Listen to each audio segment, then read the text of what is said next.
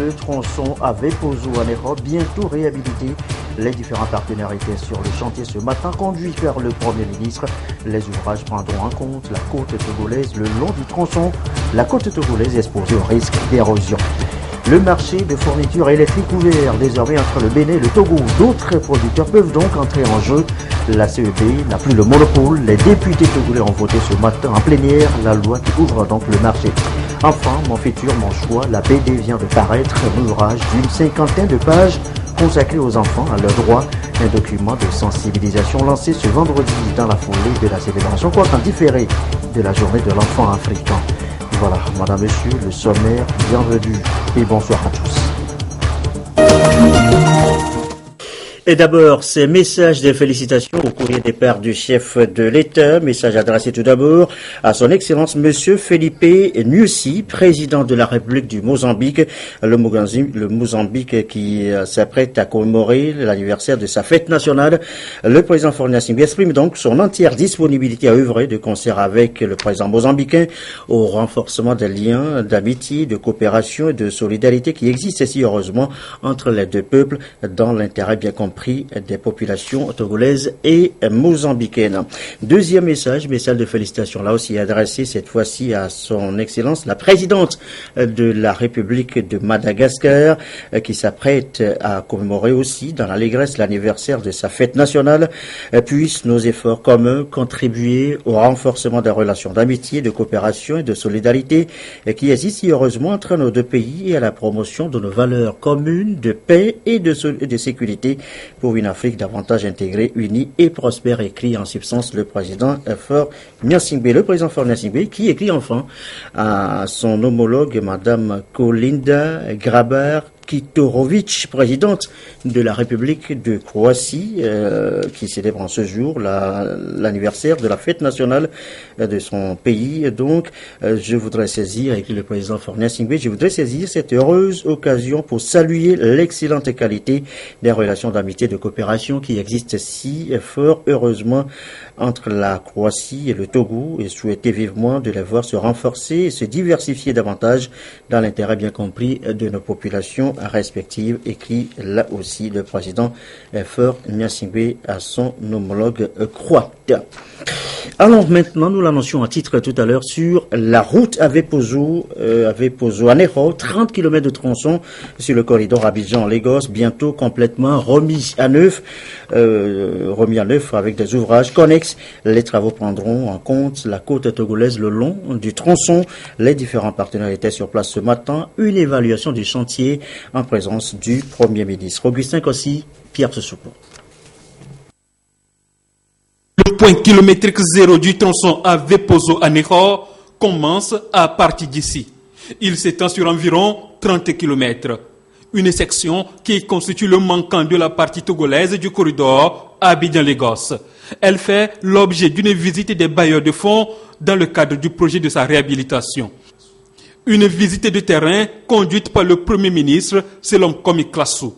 Le projet va consister essentiellement à l'élargissement de la voie, à des travaux d'aménagement connexes et à la mise en œuvre des mesures de facilitation du trafic. Au niveau des travaux routiers, ce qui est prévu, c'est d'aménager et d'élargir la section Avepozo-Anéro en 2x2 voies avec des bandes latérales de part et d'autre de la chaussée, avec interplein central et avec une structure de chaussée beaucoup plus consistante que ce que vous avez actuellement. Donc ce qui est prévu, c'est de faire une chaussée en 2x2 voies de 9 mètres de part et d'autre, aussi bien en agglomération qu'en rase campagne. La partie togolaise du corridor Abidjan-Lagos s'étend d'Aflao à Sanvikondi. Elle est classée route nationale numéro 2 du Togo. Située à 135 mètres de la mer, elle est la troisième après l'engloutissement des deux premières par l'érosion côtière due à l'avancée de la mer. Un phénomène criard qui nécessite des actions de grande envergure. Le projet couvre aussi la réalisation des ouvrages de protection de la côte togolaise, notamment des épis le long du littoral. Le projet va s'exécuter sur un tronçon de 13 km, donc qui va juste après le port, donc le village de Katanga, jusqu'à Godjomé, à ce niveau. Donc il y aura une série d'ouvrages qui seront construits et au total nous avons 28 ouvrages, donc 28 épis. Donc les épis sont des ouvrages en enrochement, donc c'est les enrochements que nous avons choisis qui seront placés perpendiculaires à la côte. Étant donné que sur la côte togolaise, la houle qui arrive est oblique à la côte. Donc, ce qui fait que quand les vagues frappent la côte, il y a un courant littoral qui est né. Et ce courant transporte beaucoup de sédiments, donc environ 1 million de mètres cubes par an.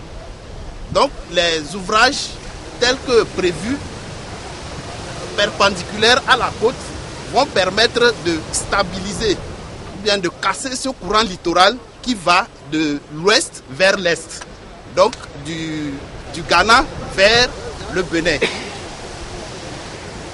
Donc ici, nous sommes sur le site de Devikopé, qui est ici, sur le site de Devikopé, et sur ce site, il y aura des épis qui seront prévus. En dehors de ces ouvrages, pour pouvoir stabiliser durablement la côte, il est prévu faire un rechargement en sable. Les deux projets sont en cours d'instruction auprès des bailleurs et sont soumis à un programme de financement évalué à hauteur de 96 milliards de francs CFA. Lorsque nous avons reçu la requête du gouvernement, nous sommes partis vers les autres bailleurs de fonds donc pour pouvoir agir ensemble pour pouvoir réhabiliter et la route et également apporter une première solution à l'érosion côtière. Pour le plan de financement, nous avons le montant du projet c'est de 147 millions d'euros, à peu près 96,5 milliards. Et là, la BAD, donc à travers le Fonds africain de développement, va contribuer pour 21,55 milliards, environ 32,85 millions d'euros. L'Union européenne, donc avec un don, la BAD, je précise que c'est un prêt, donc l'Union européenne avec un don qui va quand même pouvoir bonifier donc le prêt de la BAD. Donc l'Union européenne va contribuer pour 20 millions d'euros. Ensuite, nous avons la Banque européenne d'investissement également. Voilà, l'Union européenne toujours, qui est quand même le plus grand contributeur avec 50 millions d'euros, environ 32,8 milliards de francs CFA. Nous avons le Fonds mondial pour l'environnement. Donc, comme vous le savez, ce Fonds mondial pour l'environnement est là pour lutter contre le changement climatique. Donc, ils sont également avec nous, avec un montant d'à peu près 8 millions d'euros, donc 5 milliards. Nous avons l'IEMOA. L'IEMOA va contribuer surtout pour le volet facilitation des transports. La réhabilitation et la modernisation du corridor Abidjan-Lagos sont en effet des priorités pour le Togo pour faciliter l'intégration sous-régionale. Cette politique novatrice du gouvernement est réitérée ici par le Premier ministre qui salue l'engagement des partenaires. Depuis quelques années, notre pays est menacé, tout comme la plupart des pays côtiers du monde, sous l'effet conjugué du réchauffement climatique, mais également sous l'emprise d'un certain nombre de paramètres d'ordre naturel, mais endogènes. Donc, et les partenaires et nous-mêmes, nous sommes venus voir le projet qui est conçu, dans quel délai ça peut se réaliser, avec quel coût et quels sont les partenaires qui interviennent dans le financement. Et c'est réjouissant de constater que tous les partenaires du projet ont pris la mesure et que sous peu, les travaux vont commencer pour régler le problème, du moins atténuer le problème de l'érosion côtière, mais également voir la réhabilitation de la voie entre le port et la frontière Hilankondi-Sanvikondi. La vision du chef de l'État, qui est de ne pas seulement se concentrer sur la réhabilitation de la voie, mais également de prendre en compte la protection de la côte, est une vision partagée par tous les partenaires. Sinon, l'actuelle voie est la troisième. 2 sont déjà dans la mer. À quoi ça servirait de réhabiliter cette troisième voie si le problème d'érosion qui a emporté déjà 2 premières routes n'est pas réglé? Donc la troisième, si elle seule est réhabilitée, ne va pas tenir le coup. Donc il faut faire un investissement judicieux qui est de régler aussi le problème de l'érosion côtière, donc de soulager les populations riveraines et de réhabiliter la voie pour faciliter la fluidité et aller vers l'intégration réelle des peuples dans l'espace UEMOA et CEDEAO. Le projet est à sa première phase et sera évalué dans les mois prochains. Il est prévu également un poste de contrôle juste à poser à Sanvikondi. Le Togo y contribue à plus d'1 milliard de francs CFA. Cette visite des bailleurs prend en compte non seulement des promesses de financement de la BAD, de l'UE et de la BEI, mais aussi les résultats des requêtes de financement adressées aux autres bailleurs. La phase d'approbation est attendue en novembre prochain. Et voilà, le tronçon avec Pozo Anéro sur la route de l'intégration sous-régionale. Parlons-en justement encore avec la situation économique et monétaire dans l'espace UEMOA, précisément au 31 mars 2016. À quoi elle ressemble concrètement pour les populations? On va en savoir un peu plus avec l'ouverture ce vendredi du Conseil des ministres de l'Union. Les travaux prennent fin demain. La cérémonie d'ouverture ce matin. Esther Laclé. Légère hausse de l'économie mondiale avec un taux de croissance de 3,2% contre 3,1% en 2015. L'Union économique et monétaire ouest-africaine a, elle, enregistré un taux de croissance de 7% contre 6,4% en 2014. Des performances à maintenir pour l'amélioration de la situation sociopolitique et économique dans l'espace communautaire. Le rapport sur le tableau économique et monétaire de l'UEMOA au 31 mars 2016 a réuni à Lomé les ministres des 8 pays membres. Notre Conseil prendra appui sur les analyses pertinentes contenues dans ce rapport sur l'évolution récente et les perspectives économiques de l'Union pour décider, le cas échéant, des mesures et réformes à mettre en œuvre dans le but de consolider les acquis et d'accélérer le rythme de progression de l'activité économique dans la zone. Des dossiers soumis par la Banque centrale pour décision seront également analysés en vue de leur actualisation pour un meilleur renforcement du système bancaire de l'Union. Il s'agit de 2 projets de loi uniformes relatifs, l'un à la répression du faux monnayage et l'autre au crédit bail dans l'UEMOA, d'un document cadre de politique et de stratégie régionale d'inclusion financière, d'un dispositif prudentiel et d'une décision relative à la supervision sur base consolidée des établissements de crédit et compagnies financières de l'UEMOA, ainsi que du renouvellement des mandats des représentants des États au sein du comité de stabilité financière dans l'UEMOA. Cette réunion se déroule au lendemain de la session extraordinaire de la conférence des chefs d'État et de gouvernement de l'Union qui s'est tenue à Dakar le 5 juin dernier. Les conclusions de cette dernière rencontre ont engagé l'Union dans une dynamique de rationalisation de ses organes, ce qui a motivé cette rencontre de 2 jours à Lomé. Nous vous l'annoncions en titre fini, donc le monopole de la CEB, la compagnie n'est plus seule, désormais productrice de l'électricité pour le Togo et le Bénin. Le marché vient d'être ouvert à d'autres producteurs. Décision des députés togolais réunis ce vendredi en plénière. Le compte rendu de séance Emmanuel Adjaglo, Medina Salami. C'est à l'unanimité que les députés ont voté le projet de loi autorisant la ratification de l'accord international bénino-togolais de l'électricité de 2015, modifiant l'accord international portant Code bénino-togolais de l'électricité de 2003. La communauté électrique du Bénin, CEB, fruit de la mutualisation des ressources dans les domaines de la production, du transport, de l'importation et de l'exportation de l'énergie électrique au Togo et au Bénin, ne satisfait plus les besoins des populations, malgré le monopole dont elle jouit.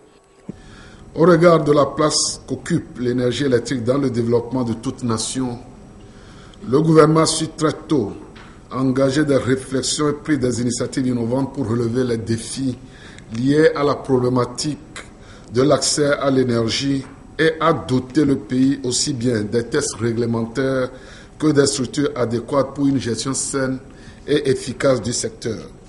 L'acte que vous venez de poser permet à la CEB d'adapter et d'harmoniser ses activités aux obligations souscrites par les deux États dans le cadre de l'UMOA et de la CEDEAO.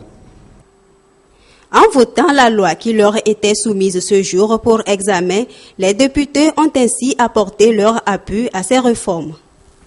L'électricité joue un rôle central dans notre vie, que ce soit à la maison ou au travail. Plus particulièrement, l'accès à l'électricité est une condition indispensable pour le développement économique et social de tous les pays.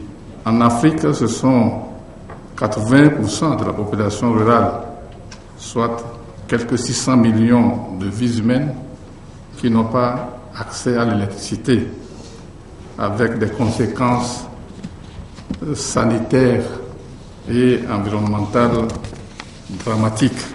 Face à ce tableau pas du tout reluisant, s'agissant de notre continent, notre pays, le Togo et le Bénin, ont décidé de mutualiser leurs ressources afin d'y trouver des solutions, d'où le code bénino-togolais de l'électricité ayant donné naissance à la CEB qui ne répond plus aux nouvelles exigences des deux pays.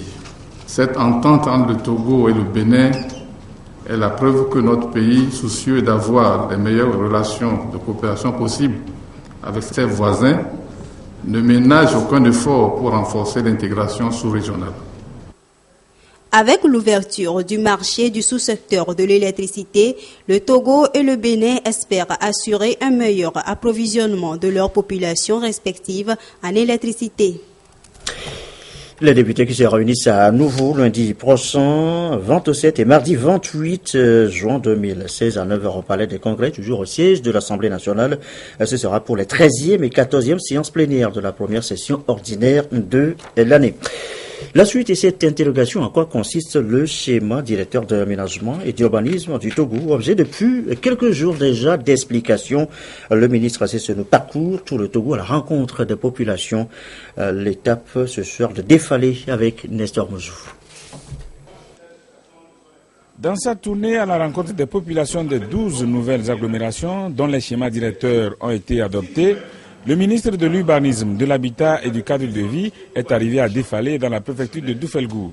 Ici comme ailleurs, le ministre et son équipe ont dévoilé les grands axes contenus dans les schémas directeurs d'aménagement et d'urbanisation. Depuis que nous avons eu cette information après le Conseil des ministres, Défalé a jubilé. Mais un silence a régné, nous disions, ou bien c'était une flatterie. Mais aujourd'hui, nous sommes confirmés que vraiment, Défalé, tous les efforts que nos cadres et nous-mêmes nous fournissons, ces efforts ont abouti et nous sommes très fiers et nous tirons chapeau au président Faure. Les schémas directeurs sont des outils conçus pour un développement harmonieux.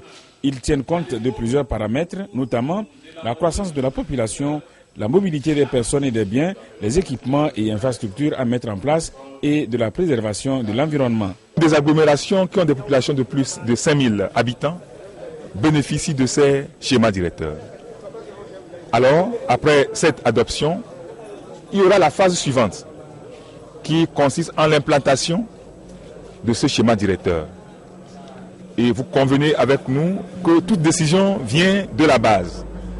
Et le problème de schéma directeur impliquant le problème de terrain et de terre, il était nécessaire que le ministère de l'Urbanisme et de l'Habitat vienne auprès de ces populations bénéficiaires pour expliquer, échanger, recevoir leurs suggestions, afin que cette implantation se fasse dans un climat de paix. Cette rencontre a défalé sur le schéma directeur d'aménagement et d'urbanisation intervient au moment où la localité vit une tension due justement aux problèmes fonciers. Nous venons de quitter la réunion à Niantougou où nous avons eu à rencontrer tous nos parents qui sont concernés par ces petits problèmes. Nous leur avons dit qu'effectivement le gouvernement n'est pas inconnu du gouvernement et le gouvernement travaille là-dessus. Nous sommes venus pour leur dire qu'il faut, tout problème doit avoir une solution et l'État a cela en étude. Nous devons faire doucement, essayer de comprendre et de nous entendre. Nous sommes obligés de vivre ensemble. Défalé est la 10e étape de la tournée du ministre Sessenou. Il lui reste 2 étapes. Celle-ci concerne la région des Savanes.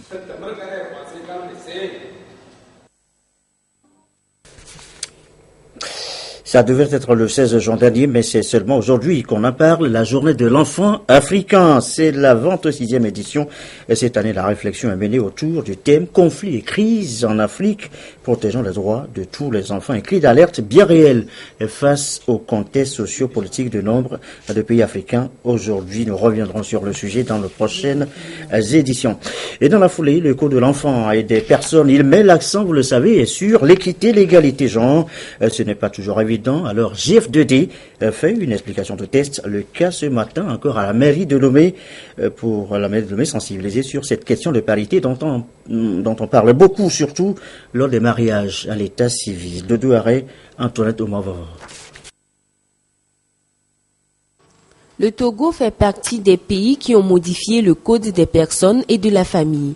Pour assurer une meilleure connaissance de ce nouveau code et réfléchir sur sa mise en œuvre effective dans les familles, le GF2D et la Banque mondiale ont réuni les principaux acteurs clés, notamment les officiers de l'état civil, pour les informer et les former sur ces nouvelles dispositions. Le nouveau code a insisté sur la liberté de mariage, donc qui interdit le mariage précoce. L'âge de mariage est le même pour l'homme et la femme, 18 ans.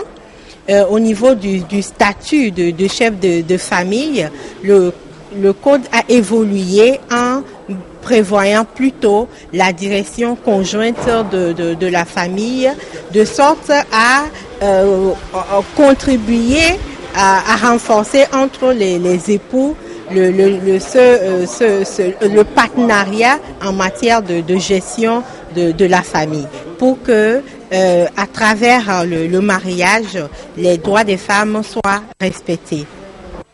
Cette initiative vient appuyer et élargir la vision du gouvernement en quête de l'équilibre social, de l'autonomisation de la femme et de l'épanouissement des familles. C'est ce qui témoigne ce partenariat entre le GF2D et la Banque mondiale. C'est une opportunité pour appuyer les efforts du gouvernement pour diffuser justement les amendements du code et pour s'assurer que les personnes responsables pour disons la mise en œuvre ou l'application de ce nouveau code soient informées sur les applications, en particulier dans le cas des mariages.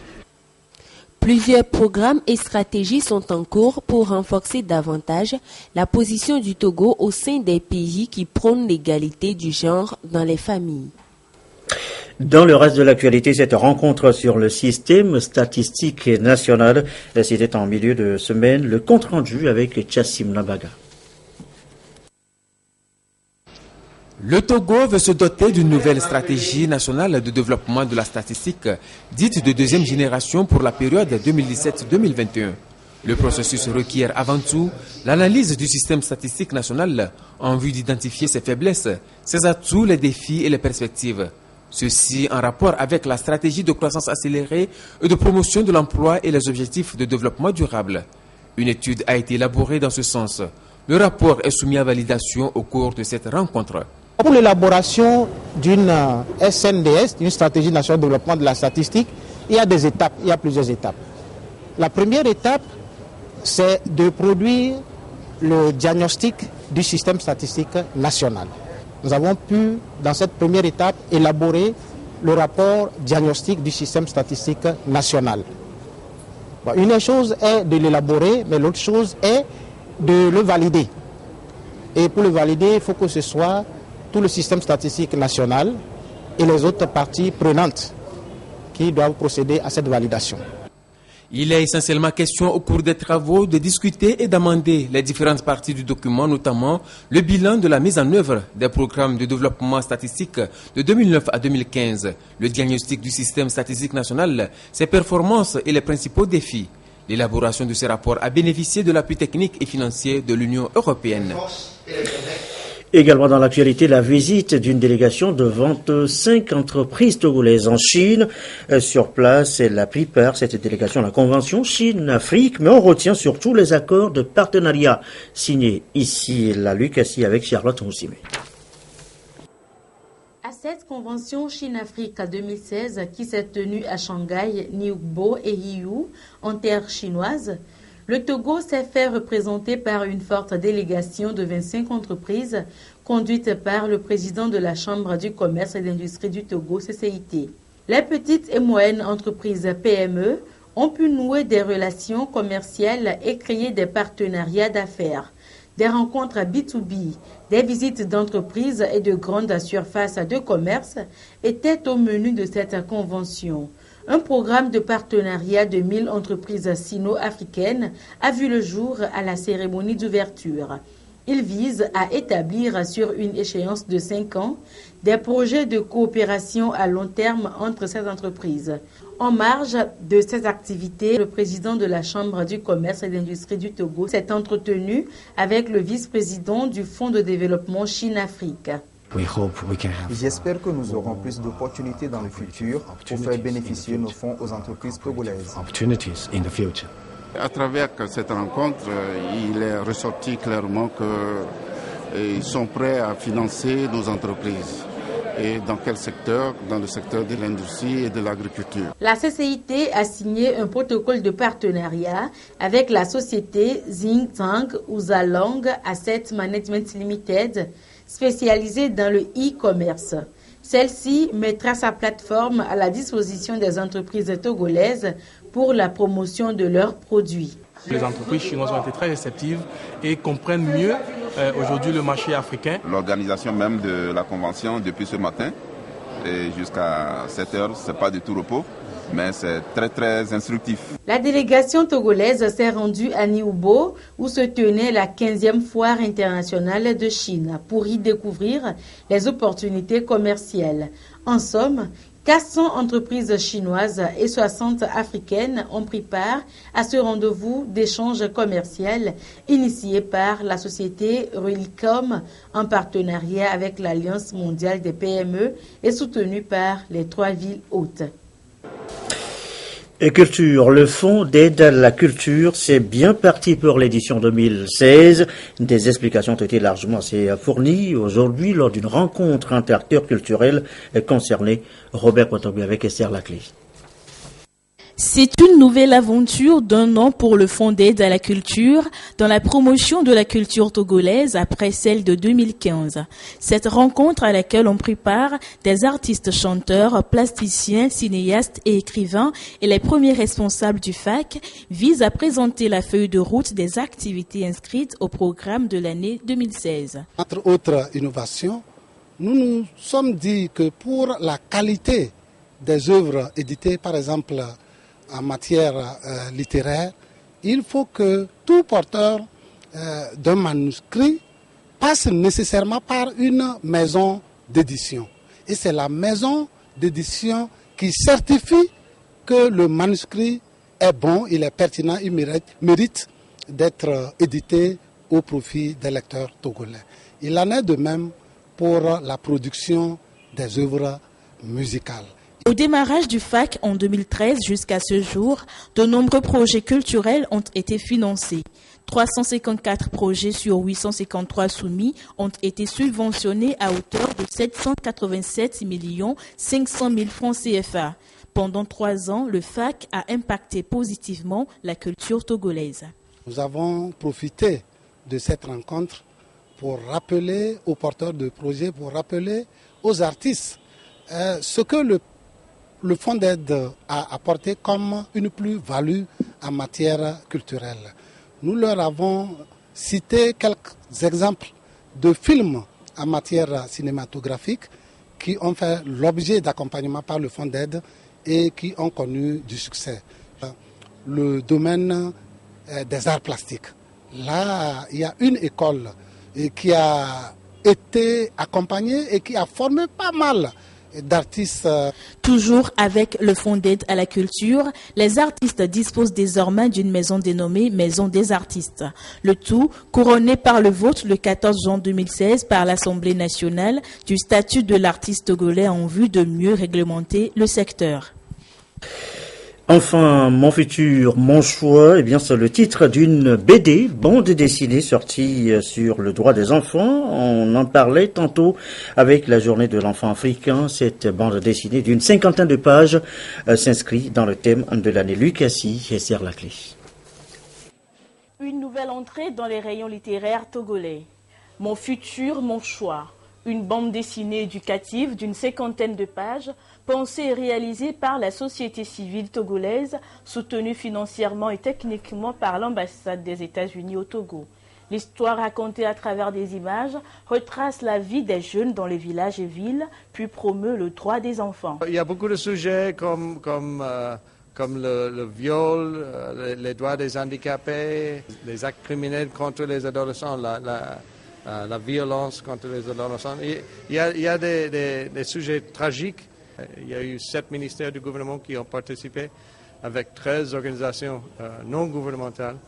Et pour nous, ça, c'est une chose très positive de voir cette collaboration entre le secteur public et le secteur privé. Cet ouvrage d'inclusion sociale et d'épanouissement de tous les citoyens est un outil supplémentaire de sensibilisation à grande échelle sur les violences en milieu scolaire, le droit des personnes en situation de handicap et les droits égaux. Elle relaie à peu près tous les messages que nous avons élaborés à notre niveau, relaie les actions que nous avons mises en œuvre à notre niveau pour assurer effectivement ces droits-là. Je sais que les enfants aiment beaucoup lire les bandes dessinées et je crois que cela va susciter un engouement à leur niveau, leur permettra de bien s'approprier leurs droits et surtout de savoir en cas de violence quelle est la conduite à tenir pour dénoncer et pour être prise en charge. Cette œuvre à la fois comique et instructive sera disséminée dans tout le pays pour expliquer et prévenir la maltraitance et l'abus à l'égard des enfants. À terme, ce sont plus de 50 000 jeunes, membres d'associations et d'écoles, qui seront touchés par les messages de Mon futur, mon choix. Ils se chargeront de relayer à leur tour l'information. Quelques communiqués avant de refermer cette édition du soir. Communiqué du ministre de l'Agriculture, de l'Élevage et de l'Hydraulique. Le ministre de l'Agriculture, de l'Élevage et de l'Hydraulique porte à la connaissance de toute la population togolaise qu'il a été enregistré ces derniers jours des mortalités massives de porcs dans les villages d'Elavagno et de Lama Karakopé, préfecture de l'Est Mono, d'Aledjo, préfecture d'Assoli, et de Mandjatom, préfecture de la Bina. Les résultats des analyses réalisées par le laboratoire central vétérinaire de Lomé sur les porcs résiduels se sont révélés positifs, confirmant ainsi la présence du virus de la peste porcine africaine. Le ministre rappelle à toute la population togolaise en général et celle des préfectures de l'Est Mono, d'Assoli et de la Bina en particulier que la peste porcine africaine est une maladie animale qui attaque uniquement les porcins domestiques et sauvages. Elle cause de fortes mortalités dans les élevages de porcs et n'a aucun effet sur la santé humaine. Elle engendre néanmoins des conséquences économiques graves pour les éleveurs. Et pour faire face donc à cette situation, eh bien, des mesures urgentes sont prises à partir de ce jour pour éradiquer cette crise sanitaire. Ces mesures sont les suivantes: le recensement des foyers de porcs infectés, l'abattage des animaux contaminés, la désinfection des milieux contaminés, l'observance des mesures sanitaires et hygiéniques, l'interdiction totale de la divagation et la circulation des porcs et des produits de porc pour une durée de 3 mois dans les préfectures concernées, la claustration stricte des porcins sur l'ensemble du territoire national et l'indemnisation des éleveurs dont les animaux ont fait l'objet d'abattage sanitaire. Le ministre appelle toute la population en général et les éleveurs en particulier à plus de vigilance et au respect scrupuleux des mesures sanitaires et des règles élémentaires d'hygiène conformément à la loi de la police sanitaire en vigueur au Togo. Le ministre compte sur la bonne compréhension et la collaboration de tous les acteurs concernés pour le strict respect de ces mesures sanitaires. Autre communiqué conjoint, communiqué conjoint du ministre de l'Agriculture, de l'Élevage et de l'Hydraulique, président du Comité national de la transhumance, le ministre de la Sécurité et de la Protection civile et le ministre de l'Administration territoriale, de la décentralisation des collectivités locales. Il nous a été donné de constater que malgré le communiqué interministériel annonçant la fin de la période de la transhumance pour le 15 mai 2016 et demandant aux transhumants de replier dans leur pays d'origine, certains bouviers transhumants résident encore sur le territoire national avec leurs troupeaux. Les ministres demandent impérativement aux présidents des comités préfectoraux de la transhumance de prendre d'urgence toutes les dispositions idoines en collaboration avec les forces de l'ordre de sécurité de tous les services techniques déconcentrés concernés pour refouler tous les troupeaux transhumants hors du territoire national dans un délai de 2 semaines. Tous ceux qui tenteront de passer outre cette disposition de refoulement des troupeaux transhumants dans leur pays de provenance s'exposent au même titre que leurs complices à la rigueur de la loi. Les ministres comptent sur le civisme et la collaboration de tous les acteurs ainsi que de toutes les populations rurales pour la réussite de cette opération. Enfin, dans le cadre de la mise en œuvre du porte-monnaie électronique des agriculteurs AgriPME pour la gestion de la subvention du gouvernement sur les achats d'engrais, 150 000 agriculteurs vulnérables ont été identifiés pour le compte de la campagne agricole 2016-2017. En vue de bénéficier de la subvention de la campagne agricole 2016-2017, tous les agriculteurs vulnérables enregistrés et qui disposent de numéros de téléphone Move ou Togocel sont priés de garder allumé leur téléphone portable afin de recevoir les messages d'activation et les notifications de subventions prévues à cet effet. Par ailleurs, il est porté à la connaissance de tous ceux qui ne se sont pas encore enregistrés de le faire dans les meilleurs délais auprès de leur comité villageois de développement CVD ou dans les magasins de Casia.